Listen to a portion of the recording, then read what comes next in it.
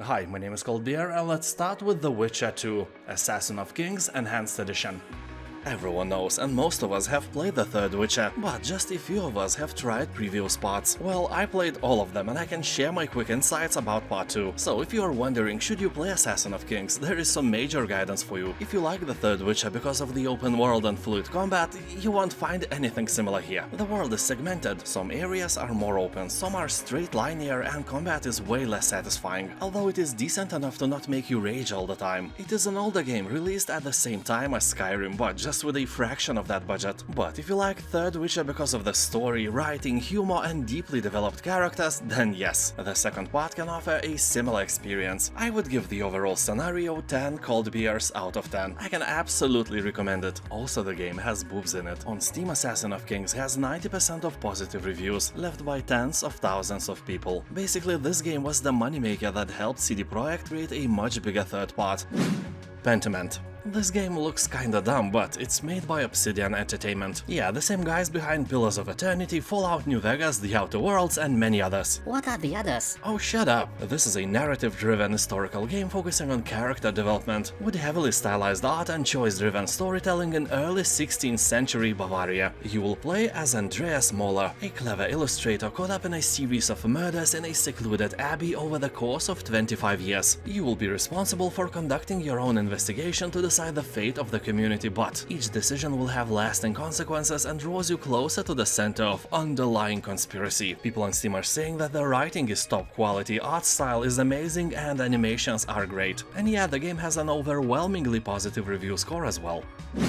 Jurassic World Evolution 2. Here you can build your very own Jurassic Park just like in the first part, but a bit more beautiful, fancier and a bit better. You know that number at the end of the game's name has to mean something, and it means more species of dinosaurs as well, like at least 2. So at first it's all about fun, interesting creatures and happy customers, until some brown substance from the bottom of Biosaurus hits the fan. And by that I mean that life always finds the way, and that is kinda the opposite of life for everyone else in your park. You may think that the raptors will escape the cage and will start feasting on your customers, but the reality is way more cruel. There's almost no way that the first human eaten in your beautiful park by a potato raptor would be just a terrible accident. You know, the fault of cheap fence or stupid worker forgetting to close the gates. Nah, it will be you. You will save the game and then let the creatures go. Because after a while you will get bored. And only blood can entertain you.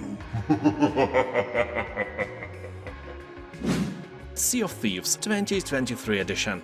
Are you ready to become most notorious pirate in the world, take hostages and pillage ships for incredible wealth? That is great. If so, you can also try this game and treat it like a pirate simulator for your upcoming life of crime. So here you will explore a vast world filled with unspoiled islands and underwater kingdoms, take on adventures to hunt for lost loot, forge a reputation with the trading companies and battle various foes, from phantoms and ocean crawlers to megalodons and the mighty kraken itself. And you know, after you kill the beast, keep in mind that krakens are very tasty with hot potatoes and lemon. Also here, obviously, you can try your hand at fishing, make maps to your own buried treasure, or choose from hundreds of other optional goals and side quests. And the game itself is not a short one. The estimated time to complete all 60 Sea of Thieves achievements is about 1000 hours. Make sure you have a lot of free time before buying. Also, this edition, besides a base copy of Sea of Thieves itself, includes all permanent content added since launch, plus 10,000 gold bonus and many other things. Traveler's Rest. This is a tavern management game where you can brew your own beer, run a farm and build relationships. You are an innkeeper on a journey to transform a rundown tavern into a bustling social space. Based in a cheerful fantasy setting, Traveler's Rest is a place to meet people, explore new places and uncover ancient magic. Along your journey you'll discover new things to brew, farm, cook and build to create your perfect fantasy tavern. The game is still in early access but has more than 90% of positive reviews. People on Steam are saying that this game is awesome, and if you like titles like Stardew Valley, it's a must-play. Also, you can smack angry customers away with your mop. Pilgrims. Do you know about Samorost and Machinarium? It is another creation of the developers who made these wonderful games, and Pilgrims kinda look like a wonderful game as well, so don't doubt it, I forbid. You'll roam the land as you please and make new friends, share a laugh with your fellow travelers and help them complete their little stories your way. How many different solutions can you find? This game is meant for playing, not for beating it. It's the journey, not the destination. The game is packed with 45 achievements and amazing music, and just look at this price, looks cute and friendly for your wallet. Eastward. This game is cute, like literally the cutest thing. If you have a fluffy dog or fluffy rabbit at home, compared to Eastward your pet looks like a bald mole rat. I'm sorry, of course, no offense to those who actually grow bald mole rats at home. You have a different worldview, my friend, I like you. So here you'll find a charming post-apocalyptic world. The story starts when in a deep underground secret facility a miner discovers a mysterious little girl named Sam. Together you will journey through decaying cities, encounter strange creatures and even stranger people. Basically, the game is a relaxing adventure for those who don't like to think a lot, because puzzles here are suitable for people with room temperature IQ, and dialogues can be copy-pasted to any children's book. Despite that, this game has something original in it, and it may be a great find to play with your family. Grounded. One of the smallest open-world games. You can only freely move around in your yard of several square meters. The trick is that the game follows the best traditions of famous movie Honey, I Shrunk the Kids. And here you are literally shrunk to the size of an ant. So actually this world is vast, beautiful and dangerous place. You know, almost every predator is bigger than you. Probably a dog peeing on some flower can literally drown you, in a way that you wouldn't want to be carved on your tombstone. So here we'll explore, build and survive together in this first-person multiplayer survival adventure. So can you thrive alongside the hordes of giant insects fighting to survive the perils of the backyard? Well, alone probably not, but if you have some friends or a loving mother-in-law, you can play the game together and have lots of fun. The rating on Steam hovers around 90%, and that is always a sign of a good game. Impaler. This is a minimalist retro arena shooter with spikes. You'll summon spikes to slay monsters, build barriers and reach higher ground. The game is challenging, rewards movement, and each run feels different thanks to roguelike elements. Here you'll overcome the increasingly difficult hordes of monsters by upgrading your weapons and abilities. The game has a retro art style and really not bad soundtrack. Also, developers use their own engine, so the game feels really smooth. Basically, if you feel nostalgia for classic Doom or Duke Nukem games, Impaler is a wonderful choice. Also, the price is a joke even without a discount. The game is short, only about 2.5 hours, and can be completed in a single sit-down any evening, which is great. Silt. This is an atmospheric puzzle adventure and exploration game with hints of horror made by ignoring all the existing colors. I love it, colors are for the weak. Here, alone in underwater abyss, you are a diver searching the deep to uncover long-forgotten mysteries. You are able to possess the creatures around you to solve puzzles and travel further into the darkness. I'll be honest, Silt looks absolutely beautiful and these hand-drawn backgrounds are, you know, I can agree with what developers are saying about their game. It's an art brought to life. Yeah, that's for sure. People on Steam are saying that this is a simplistic and fun puzzle game with the vibes of Limbo.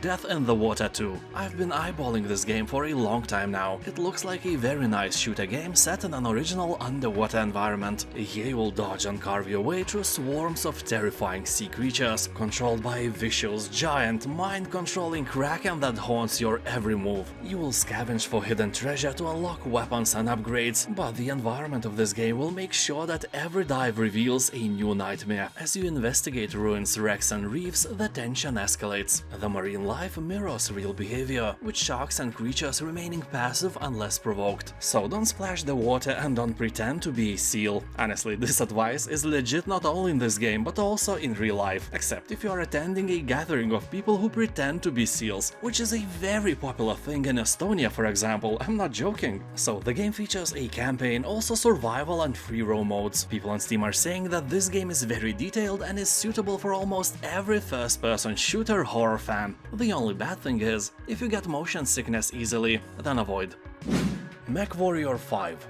Welcome to the year 3015. It's a hell of a time to be alive. Humanity has colonized thousands of star systems, spanning a vast region of space known as the Inner Sphere. The golden age of cooperation and advancement is now a distant memory, and humanity has once again splintered into factions, all vying for supremacy. The battlefields of the future are dominated by battle mechs, hulking machines of war capable of destroying entire cities. As a battle mech pilot, you'll rain havoc upon enemy mechs, including tanks, ground vehicles, aircraft, and advanced defenses. I remember when I played Mechwarrior 3 more than 20 years ago, I was gobsmacked. These graphics looked like a movie to me. Yeah, these. You know, I was wondering back then if nowadays graphics are such realistic ones, what will the future bring? Will graphics of the games become better than the real world?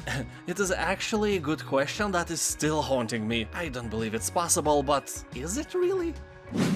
The Witness. I hate this game. The Witness is for smart people with great memory, and I'm none of these people. And although I like puzzles and all that, but by playing Witness I realize that I'm way dumber than I imagined. So if you like to test your memory and IQ, this is a great title for you. Just keep in mind that the results can be a bit disappointing. The game itself is set on a beautiful open-world island where you have to crack all the riddles to unveil a terrible secret. If you are not some puzzle maniac, you will never get there, but at least the game will show you your limits. Eastshade.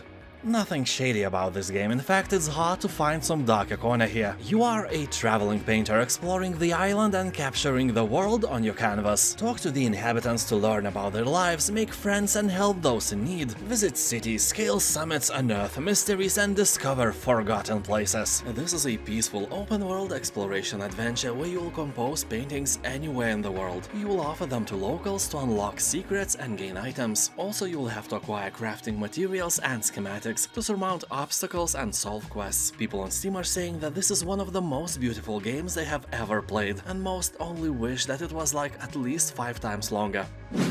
Wolfenstein Franchise.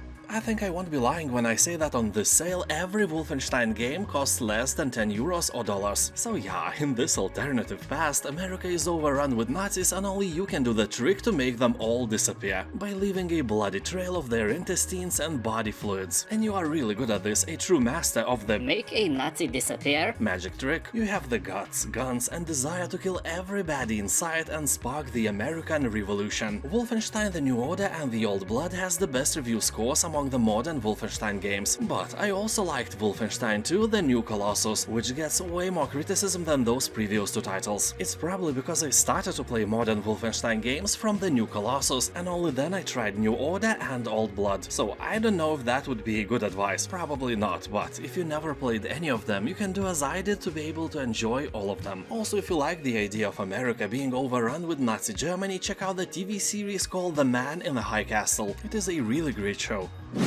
Elex 1 and 2. Alright, so Elex and Elex 2 are made by the same people who created Gothic games, and if you are an old school gamer, this information should spark real interest into your heart. It is set in a post-apocalyptic science fantasy universe full of original characters, deep moral choices, and dinosaurs. Yeah, you can be slain by a Penisoraptor here. Well, they may be called differently in-game, but anyone who slays you is a total dick, that's for sure. Also, here you'll have a jetpack, and that is amazing because you can explore not only horizontally but also erect yourself vertically and find some nice treasures hidden high up the hills. The novelty which distinguishes Elex from the first game the most is an entire system of aerial combat, with all its benefits, including enemies with an improved AI. Both games have mostly positive reviews on Steam and kinda similar scores on Metacritic, so I don't recommend buying them for the full price. Wait for a sale and then snatch them both. The discount value varies from 50 to 75%, and there is no better channel covering sales than this one. Astroneer. Game is set during the 25th century intergalactic age of discovery. Here, astroneers explore the frontiers of outer space, risking their lives in harsh environments to unearth rare discoveries and unlock the mysteries of the universe itself. In this space sandbox adventure, you can work together with other players to build custom bases above or below the ground, create vehicles to explore a vast solar system, and use terrain to create anything you can imagine. So basically, you are invading beautiful planets with beautiful nature and making an industrial hell out of them. Yeah, screw nature, the galaxy is full of it. People on Steam are saying that here you are your own worst enemy. You will fall off the cliffs, touch deadly plants and forget something at your base that is half a galaxy away. Yeah, anyway, very positive reviews are here for a reason. Almost everyone loves the game and there is a huge chance that you will love it as well. Tacoma. This is a sci-fi narrative adventure set aboard a high-tech space station in the year of 2088. You will explore every detail of how the station's crew lived and worked. You will have to find the clues and unravel the gripping story of trust, fear and resolve in the face of disaster. At the heart of the space station is the facility's digital surveillance system. It has captured 3D recordings of pivotal moments of the crew's life on the station. To be honest, that is a bit creepy to intervene in someone's life like that. Some Big Brother experience, I'd say. So as you explore, the story starts to unfold. You'll use your ability to rewind, fast forward and move through the physical space of these complex scenes. Examine events from every angle, reconstructing the multi-layered narrative as you explore. People on Steam are saying that the game is really interesting and the story is amazing. A very positive review score confirms that with ease.